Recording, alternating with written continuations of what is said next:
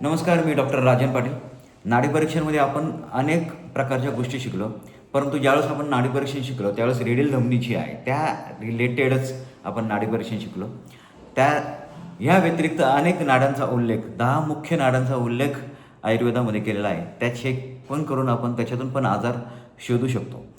तर यामध्ये सगळ्यात पहिले जी नाडी आहे ती शंखनाडी. शंखनाडी टेम्पोरल बोन, कानाच्या वरच्या बाजूला एक हाड असतं, त्या हाडाच्या मध्ये आपल्याला नाडी लागते.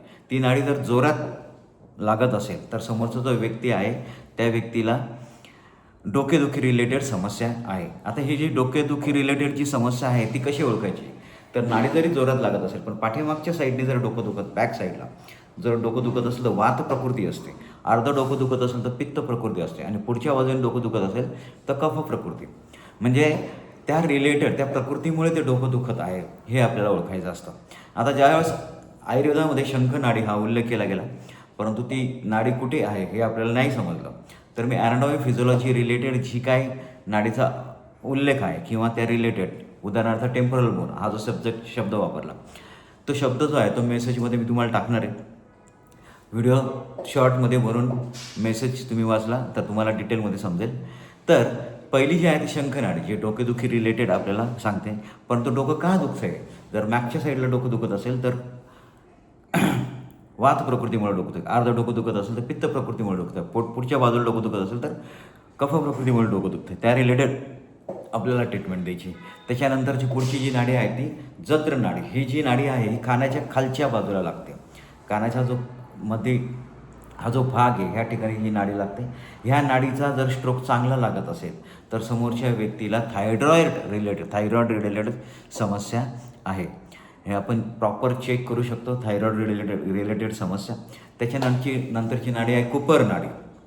कुपर नाडी जी आहे ही ब्रासिल म्हणजे आर्ममध्ये असते, त्याला ब्रासिल नाडी असं म्हणतात. या आर्ममध्ये लागते. ही जी नाडी आहे ही पण आपण नाडी प्रॉपर शोधून तिथं आपण चेक करू शकतो. या ठिकाणी आपल्याला नाडीचे ठोके जे आहेत ते प्रॉपर लागत असतात. नाडी तिथे त्या ठिकाणी जर स्ट्रोक चांगला लागत असेल, मोठ्याने जर नाडी चांगली लागत असेल तर त्या व्यक्तीला पॅन्क्रियाटिक डिसऑर्डर आहे. पॅन्क्रियाटिक डिसऑर्डर हा रिलेटेड जो आहे तो डायबेटिक रिलेटेड असतो. म्हणजे या ठिकाणी जाऊन आपण जसं ऑर्गनवर जातो तसंही जाऊ शकतो, परंतु हा जो फंडा आहे हा सिम्पल आहे. ह्या ठिकाणी कुपर नाडी लागत असते. ही नाडी जर मला लागली तर समोरच्या व्यक्तीला पॅन्क्रियाटिक डिसऑर्डर आहे. त्याच्यानंतर मणिर्बंध नाडी, ज्या रेडियल धमनी ही जी आहे ह्या रिलेटेडच आपण नाडी परीक्षण शिकलो. तर नाडी परीक्षणामध्ये खूप साऱ्या ज्या गोष्टी आहेत त्या आपण ह्यामध्ये शिकलोत. मणिर्बंध नाडी, ओके. त्याच्यानंतर नाभी नाडी. नाभी शरीरामध्ये जी बेंबी आहे त्या बेंबीच्या मध्ये बोट टाकून जर वरच्या बाजूला मी प्रेस केलं, वरच्या बाजूला जर मला नाडी लागली तर समोरच्या व्यक्तीला गॅस्ट्रायट्रिक रिलेटेड समस्या आहे. त्याच्यानंतर मी जर खालच्या बाजूला बोट केलं आणि खालच्या बाजूला जर मला नाडी लागली तर समोरच्या व्यक्तीला कोलायटिस रिलेटेड समस्या आहे. इंटेस्टाईनमध्ये कोलायटिस असं, आतड्यांना पीळ पडणं वगैरे ह्या रिलेटेड ती समस्या असते. त्याच्यानंतर डाव्या बाजूला जर मी चेक केलं, डाव्या बाजूला जर मला नाडी लागली तर कृमी, पॅरासाईट्स रिलेटेड, पोटामध्ये टॉक्झिक साचलेला आहे, कृमी वगैरे साचलेला आहे, या रिलेटेड आपल्याला त्याच्यावर काम करावं लागणार. आणि उजव्या बाजूला जर मला ती नाडी लागत असेल तर पित्तामुळे समस्या उभी राहिलेली आहे किंवा डायजेशन करत असताना पॅन्क्रियाट फ्लूइड जे आहे ते सिक्रेशन कमी होत आहे. ह्या रिलेटेड म्हणजे लिव्हरमधून आणि पॅन्क्रियाजमधून जे सिक्रेशन होतं त्या रिलेटेड त्या व्यक्तीला समस्या आहे. त्याच्यानंतरची 6वी नाडी वंगक्षम नाडी. ही जी आहे पायामध्ये आपल्याला लागते.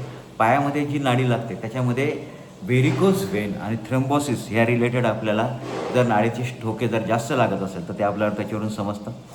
बऱ्याच वेळा असं होतं की पायाची जे काही पोटरं आहे त्या पोटरांच्या बॅक साईडला निळ्या वगैरे अशा नसा आपल्याला दिसायला लागतात. त्यावेळेस आपण असं म्हणतो की हे व्हेरिकोज वेन आहे. पण त्याच्या आधी पण नाडीचे ठोके बघून आपण व्हेरिकोज वेन आहे की थ्रोम्बोसिस आहे हे सगळं आपण शोधू शकतो.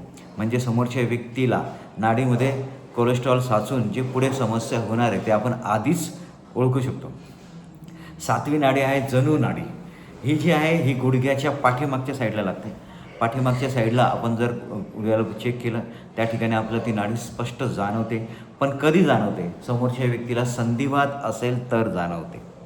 म्हणजे अरे टेस्ट वगैरे ह्या करण्याच्या आधी पण जर गुडघ्याच्या पाठीमागे आपण नाडी चेक केली, तिचा जर स्ट्रोक चांगला लागत असेल, जास्त लागत असेल, तर समोरच्या व्यक्तीला संधिवात रिलेटेड समस्या आहे. गुडघे चेक करताना आपण या गोष्टी बघू शकतो. त्याच्यानंतर 8वी जी नाडी आहे ती गुल्मा नाडी, ही जी आहे ही पोटऱ्यांच्या मागे असते. पोटऱ्यांच्या मागे नाडी असते. पोटऱ्यांना हृदय सेकंड हार्ट असं पण म्हटलं जातं, की ते हृदयाकडे रक्त जे आहे ते पाठवतं. परंतु ज्या वेळेस हृदयाकडे रक्त पाठवतं आणि पोटऱ्यांना जर मला चेक केली नाडी आणि पोटऱ्यांमध्ये मला नाडी जर सगळ्या ठिकाणी चेक करून मला नाडीची ठोके जर जास्त जाणवत असेल, तर किडनी डिसऑर्डर रिलेटेड त्या व्यक्तीला समस्या असते. किडनीचं जे फिल्ट्रेशन आहे त्या फिल्ट्रेशन रिलेटेड समस्या असते असं आयुर्वेदात म्हटलेलं आहे. त्याच्यानंतर जी पादनाडी ही जो आहे तो पायाचा जो पंजा आहे त्या पंजामध्ये असते. त्याच्यानंतरची महत्त्वाची नाडी आहे कनिष्ठा नाडी. करंगळी जी आहे त्या करंगळीच्या ह्या पोर्शनला आपल्याला ती नाडी लागते. ह्या पोर्शनला दोन्ही बोटाने जर चेक केलं तर मधला इकडचा जो पोर्शन आहे, हा जो पोर्शन आहे ह्या पोर्शनला आपल्याला ती नाडी लागते. ही जी नाडी आहे ही फक्त स्त्रियांमध्येच असते.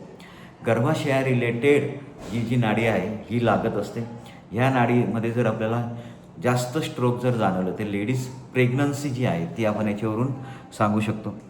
खूप सारे नाडीतज्ञ जे आहेत ते हे नाडी चेक करून, कनिष्ठा नाडी जी चेक करून गर्भाशयामध्ये जेंडर पण ते ओळखतात. परंतु कायद्यानुसार जेंडर सांगणं चुकीचं आहे, त्याच्यामुळे व्हिडिओमध्ये या गोष्टी आपण सांगू शकत नाही. पण कनिष्ठा नाडी जी आहे ती चेक करून आपण जेंडर पण ओळखू शकतो किंवा प्रेग्नन्सी आहे हे आपण ओळखू शकतो. त्या ठिकाणी स्त्रीची नाडी जी आहे ती प्रॉपर लागते. पण ती जर लागत असताना जोरामध्ये लागत असेल तर प्रेग्नन्सी आहे, पण ती जर लागत असताना स्लो लागत असेल तर गर्भाशया रिलेटेड समस्या आहे. आणि ती जर लागत नसेल तर समस्या नाही आहे, नॉर्मल आहे. अशा पद्धतीने आपण ह्या सगळ्या नाडींच्या एक स्पेसिफिकेशन बघू शकतो. ह्या रिलेटेड एक छोटा टेक्स्ट मेसेज मी टाईप करतो आहे, तो टेक्स्ट मेसेज आहे तो नक्की बघा. ह्या रिलेटेड आपण नाडी परीक्षांच्या याच्यामध्ये प्रॅक्टिस करणारच आहोत. ज्यांनी कोर्स केला आहे त्यांना प्रॅक्टिस रिलेटेड ह्या सगळ्या ज्या गोष्टी आहेत त्या मी पाठवणारच आहे. तर नाडी परीक्षण करत असताना आपण 10 प्रकारच्या नाड्या जो आहे ते चेक करत असतो. त्याच्यामध्ये सगळ्यात मुख्य नाडी जी आहे ती ह्या ठिकाणी आपण नाडी चेक करून वात, पित्त, कफ, सप्तधातू, ऑर्गन रिलेटेड समस्या, समोरच्या व्यक्तीच्या सायकोलॉजिकल रिलेटेड समस्या, वातपित्त कफाचे उपप्रकार त्या रिलेटेड समस्या, हेच नाही तर 7 चक्रां रिलेटेड समस्या, जे मूलाधार चक्रापासून सहस्रार चक्रापर्यंत जी आहे त्या चक्रां रिलेटेड समस्या, सगळ्या समस्या आपण त्याच्यावरून ओळखू शकतो. हे आपण नाडी परीक्षेमध्ये शिकलोच.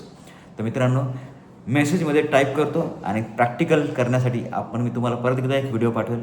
तोपर्यंत हा व्हिडिओ बघा, समजून घ्या, परत बघा, पाठ करा, समजून घ्या. ज्यावेळेस मी तुम्हाला प्रॅक्टिकल व्हिडिओ टाकेल त्यावेळेस तुम्हाला हे माहिती असणं गरजेचं आहे. धन्यवाद.